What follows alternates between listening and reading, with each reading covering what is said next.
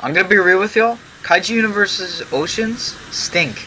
They stink really bad. The community's been saying the oceans are pretty desolate and pretty bad for a couple years now. I mean, aside from a couple terrain changes, some depth changes, it's remained mostly the same. There's really nothing besides sand and a couple shipwrecks scattered across the ocean. The terrain for the seabed is really wonky and badly organized. Like, when you're playing as like a kaiju like Biollante or Manda, you hit the ocean floor pretty often. The depth of the ocean is really wonky. It goes from shore to instant drop off into a semi-deep ocean, besides Isla, which did a decent job at organizing that, which isn't saying much. But there's no life or activity in the ocean. Nothing happens. It's just like an easy way for your kaiju to go to point A to point B. It's basically just a transportation method. I don't feel like you just put an ocean there and leave it there with no features whatsoever.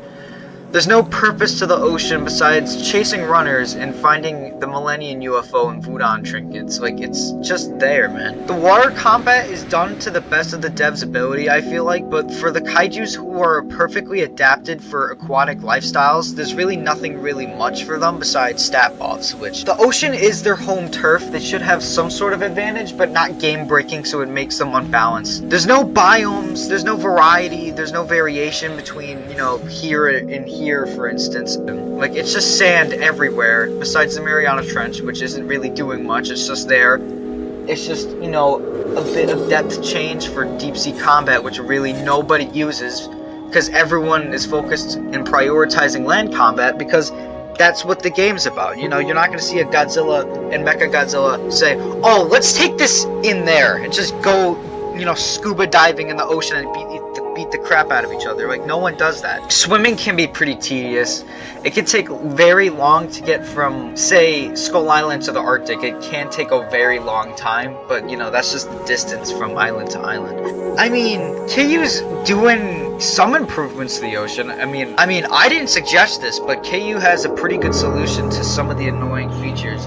The Dolphin Dive feature that's coming in the Quality of Life Update Part 2 is a step in the right direction, but, like, it's not gonna do much overall. It's just a mobility change, I guess. Now, I'm gonna be assuming that this is the part of the video where, oh, I wonder how Kevin's gonna fix KU this time by, completely overhauling the ocean in a big-ass update. Well, I want an update or a series of updates with a direction. A direction focused on improving KU's ocean gameplay, features, kaijus, and rebalances that give a new meaning and a new way to experience the underwater world of Kaiju Universe. Now, without further ado, I myself, and I alone, present Kaiju Universe's Update Aquatic. It brings 2 brand new kaiju plus a Gezora remodel, new features, a complete rework of how KU oceans function, and new underwater locations and biomes. Now, I'm gonna be stating the obvious. This is not an official update. Don't go in the comments like, oh my god, guys, Update Aquatic's coming late next year, holy shit. It's not. Now, using my big noggin, most of these features that I and my community propose will not be added, due to the obvious, such as them either being too ambitious to add to the game, too complicated to code, or KU focusing on. Now, as to why I wanted to have multiple kaiju in this update, kaiju-wise, adding 2 new kaiju in a remodel in one update sounds like a bit too much for KU to handle. If they want to at least try to attempt something close to this, they need a lot of time, resources, blood, sweat, and tears to do so. For KU's update schedule, if they want to attempt something like pumping out multiple kaijus for a massive aquatic update, it will take a few months, and I'm aware of that. The development process for current KU is a struggle, I assume. It's not an easy process, but in my opinion, KU needs more direction with their updates in order for them to feel special again, in my opinion. This could be an experiment for the Kaiju Universe devs to try something new, and I feel like if the KU devs drip feed new teasers and information about this concept update, hypothetically, in this scenario, it will generate tons of hype, more than when a single kaiju is revealed, and will pay off in a big player surge for this big update. Of course, if the devs don't want to try this, the smarter idea is to split these features, kaijus, and ideas into separate updates released simultaneously and consistently to create a massive aquatic update to generate hype and to get player surges each time one of these new kaijus are released. You get the point already. Now let's dive into the actual features. First off, all of this is taking place on my concept map. If you haven't seen that video, it's linked in the card right above. That should be popping up right about now. A lot of these features could work on the regular KU map, but it needs a major overhaul if it's going to be coming to the actual KU map. So, for my new ideas, number 1, make the ocean floors deeper in order for these features to function. The KU oceans are very shallow currently, causing some kaijus to be too big for certain areas of the ocean, and can also make it hard to maneuver in aquatic combat. Scattered across these new KU oceans are ocean biomes. A lot of these biomes contain new plants, new props, I guess, structures, stuff like that, like coral, kelp, seaweed. A lot of those are new. I'll be going over them individually as I did in the last video, so here we go. The kelp forest biome includes tall, large kelp plants that dot the location in massive clumps to create a forest-like environment underwater. Seaweed and seagrass dot the seafloor of this biome. Overall, a foliage-decorated biome. If there's no kelp, there's no kelp forest, so duh. Kaijus can attack and destroy the kelp plants, giving the same rewards as the current KU trees. Smaller kaiju like Gezora and some others, I can't think off the top of my head, can hide within the kelp to lose enemies in chases or set an ambush for an unsuspecting kaiju passing by. Swimming in the kelp forest can cause nearby fish to swim away from you, which I feel like is a nice little Easter egg. This new coral reef biome is gathered around Clockwell Isle in large groups of coral structures. Coral by itself can be found all over parts of the map, but the main coral reef biome has the largest variety and amount of coral, creating a beautiful, calm, and colorful location. Coral reefs have tons of colorful fish NPCs swimming around populating the biome. Mire squids inhabit the location too and will attack you if you swim too close to them or their current hiding spots. When killed, they will grant the XP and G cells. Coral Reef also has a massive shipwreck of a cruise liner that was sunk by a kaiju, a perfect home for mire squids.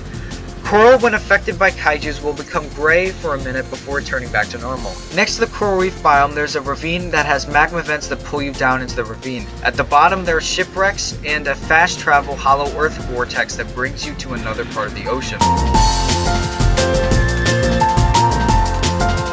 As I mentioned in the last Fixing KU video, the Mariana Trench with my map overhaul got its own rework. It was a location that had the city from King of the Monsters inside when traveling through a tunnel system at the bottom of the trench. Me and my concept artist decided to expand the potential of the trench even more with a completely redone outside with corals, magma vents, and countless shipwrecks surrounding the chasm itself. For Jaegers and kaiju like Ibra who can walk under the water, there is a sunken boat that acts as a bridge of some sorts. The trench is covered with an ominous fog. When swimming down, it gets dark until you swim to a vortex and end up inside the temple. Outside the temple is the King of the Monster City from the previous video. The temple itself would be covered in all these paintings and artwork from previous kaiju battles and such, cave paintings and shit. Having a very ancient vibe to the place, and having weathered brick textures all around the temple would make it feel so cool to be inside if it were in game. The temple is basically the gateway to the Seatopian city, as once you walk out, the rest of the city will be there along with a circular arena in the center of town, with a lava fall dripping from the cave ceiling to the center of the arena.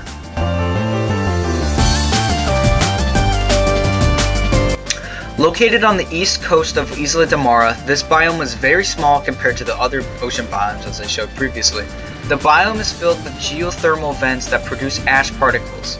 Magma vents are also found here and can push you towards the surface of the ocean. This biome, when entered, makes the atmosphere of the water very smoggy and shitty, making it very hard to see. 3 new kaijus will be included in this proposed aquatic update. My picks would be Titanus Tiamat, a very powerful late-game kaiju that, using its bioelectrical abilities, can even rival the most powerful kaiju, in the water of course. But Tiamat can also slither on land and can use its tricks to bring her prowess in the water to land. The Gezora Remodel I also threw in here because it's obviously time for one, and I feel like they can expand on Gezora's moveset a lot and can make him a more unique early game Kaiju. The last Kaiju was chosen by my audience, which was Singular Point Manda. Ideas for the playstyles of these three can go as the following. Remodeled Gezora now fits into a hit and run type playstyle, fitting due to it being low on HP because it's an early game Kaiju. Gezora's tentacles provide a decent range for you to hit your opponents. Gezora's melees have a 45% chance to inflict freezing on an opponent. The freezing can stack with each melee until it reaches freezing 3. Gezora's boiling ink can be used as a range attack similar to Kumunga's webbing. The beam wouldn't do that much damage, but its cooldown would be very fast and recharge after about, 10-30 seconds.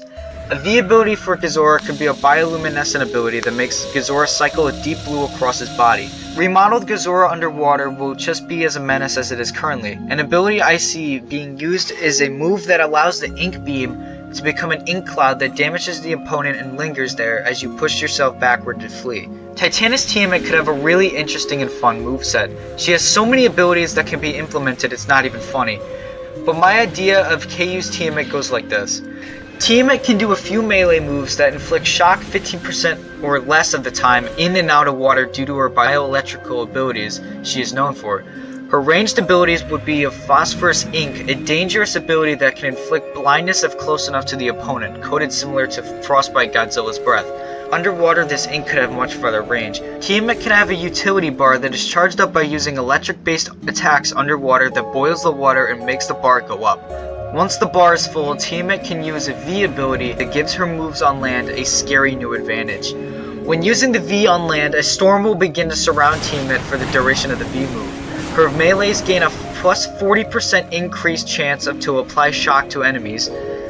Tiamat can use her water spout based abilities to slow other kaijus down, or even worse, drag them into the water spout, dealing damage and keeping them in place. A much more deadlier version of Manda's ability. Tiamat can even summon a water spout that the player can use to float and use as transportation. Tiamat can't attack during the duration, but she can be damaged, so using this move smartly is the best option. The bar will slowly go down until it's empty and then has to be recharged. A very dangerous late game kaiju when in the right hands. Manda really didn't have much in Godzilla's Singular Point to provide a complete moveset. Some of her moves would definitely be in the creative hands of the developers. I picture Singular Point Manda being an early to mid-game kaiju that introduces players to the mist mechanic, so when they unlock Ultima, they know how to use its archetype ability. When swimming, Manda produces archetype. This fills her utility bar over time, which can buff her V, which is basically Ultima's mist, but smaller and a weaker version. Singular Point Manda can, I guess, have an ability where she spits boiling water out of her mouth, similar to pre-remodeled Final Wars Manda, to give her some sort of long-range ability. Her melees can consist of bites, tail whips, and twirls. Not much to go off of for a Singular Point Manda playstyle, I guess. Now for the miscellaneous category. Spread around the map as a way of fast travel or entering the Hollow Earth are whirlpools and vortexes. The difference between fast travel whirlpools and Hollow Earth vortexes is that the vortexes are darker purple rather than normal ocean blue for whirlpools. Those allow kaiju to go from one part of the ocean to another, and the vortexes can lead to hidden temples in the soon-to-come Hollow Earth. Bones of whales and of the 1954 Gojira can be found across the ocean floor. Corals can be found growing around locations. Smoother beach to ocean transitions. I feel like the beaches drop into the ocean way too quickly, so there could be shallower water before the large chasm of the ocean shows up. Ocean ambience can also be included. Types of ocean sunfish that, when consumed or attacked, grant different status effects similar to the Easter eggs. Oceans are much calmer now, with new reanimated water that have waves when close to the shores of islands, making the water not too wacky looking and more realistic and nice looking. Little caves dot the terrain of the ocean floor, making for great hiding spots for players and NPC creatures alike. An ocean current highway will connect the map through the ocean. There will be a current that runs through the map, and any kaiju that swims through will gain a massive speed boost if they follow the current to any island and that their destination is. If you go the opposite way of the current, you will become very slow. Magma vents can be found in the deepest areas of the ocean or in volcanic biomes. Their main mechanic is they create bubbles due to the heat generated by the vent. If the kaiju is directly above the vent, the bubbles will push the kaiju rapidly towards the surface. Underwater temples are exactly as what they're described to be. These structures can be located across the ocean and they have a purpose of their own. They serve as dungeon-like locations that, when in range, will open a cage at the center of the temple, releasing a janitor swarm. You or anybody around will have to team up to kill the fish, before a giant janitor fish bursts out from the temple and starts attacking anybody nearby. The giant janitor fish is very strong, so it might take an late or endgame kaiju to beat, or just a group of standard people. When killing all the janitor fish, the rewards will be handed out. Lots of XP and G cells or something new, I don't know, or some status effect. The temple that was destroyed in the dungeon run will rebuild itself over time, and when fully rebuilt will allow players to do the process over again. If most of the Pacific Rim content was done, this would be a really cool feature to implement. Breaches are portals from Pacific Rim that allow kaijus to go from their realm to ours. In Kaiju Universe, they could function as ways to introduce some Pacific Rim Kaiju as bosses into the game. A small breach would open, letting a Pacific Rim Kaiju loose upon KU's ocean. The boss would be anybody ranging from Knifehead to Scunner. Whoever it is, it requires 2 or more people to beat, as it can be challenging solo. The boss rewards you with XP, G cells, and some other stuff again. I know that the aquatic combat we have right now is the best the devs can do, but in an update all about oceans and updating it with new features, I couldn't miss out on improving KU water combat for this update. Kaiju Universe water combat is incredibly boring, as it is very identical to aerial combat. When entering the water, you're greeted with nothing interesting. Water combat consists of constantly running, face tanking, ranging, or running away, and menuing because you are a loser who can't accept death. Anyway, instead of just reverse swimming in some strange movement, here are some changes to combat. First off, I've made turning underwater much faster in order to make the underwater combat as fast-paced as it is on land. It's very annoying having to turn a full 360 at 2 miles an hour just to follow up attack you did a second ago. Introducing the oxygen bar, a very unique addition to water combat, as this would vary between kaiju. Kaiju such as Kong would have a low oxygen bar, while kaiju such as Manda would have a larger oxygen bar. Not only would this reduce running, but it would greatly change up combat. This would also be a good way to introduce new status effects like thrust or puncture, where it could cause your oxygen to leak faster. A way to regain oxygen would be to surface. Another unique way to regenerate oxygen would be from the magma vents as mentioned earlier, since they eject bubbles which could grant oxygen. The lower the oxygen, the less power you have. With less oxygen, the weaker you are, to the kaiju with the upper hand with water. Another cool addition to water combat would be movements. Reverse swimming is incredibly stupid, as very few animals could realistically perform that. Reverse swimming would stay, but the speed would be lowered. This can be used to maneuver turns easier. Dashing by holding space allows you to quickly glide across the water. Only a select few would have this. Grappling by holding space plus left click would allow you to dash towards the enemy and dash on them with left click, either giving the slowness status or just a stun status to easily combo with an attack. Jumping as it says would allow you to jump out the water to avoid attacks or to compete with aerial kaiju. Diving would quickly allow you to dive into the depths. General water combat changes would be projectiles being slowed down in water, example missiles to engage in melee combat whilst underwater, to avoid an easy way to cheese the water combat. This could lead to major backlash as projectiles are dominant in the water. This could be a possible way to rebalance them. Another solution is drastically lowering flying kaiju speed.